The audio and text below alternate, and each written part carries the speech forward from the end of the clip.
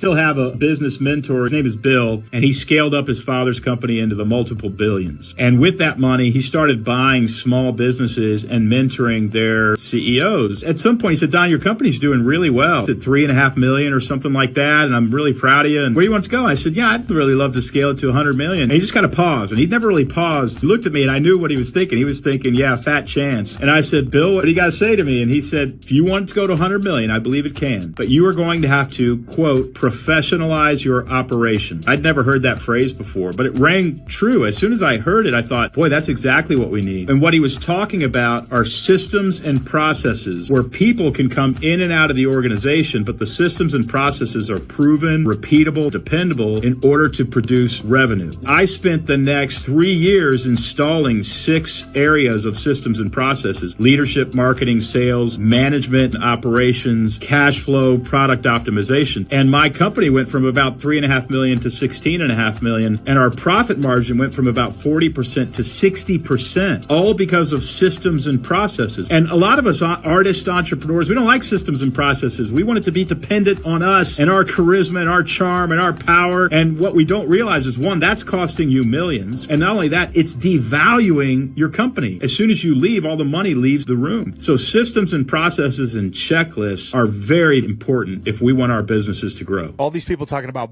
buying businesses, passive ownership, boring businesses. I do this and I don't have to work in it. Here's the deal.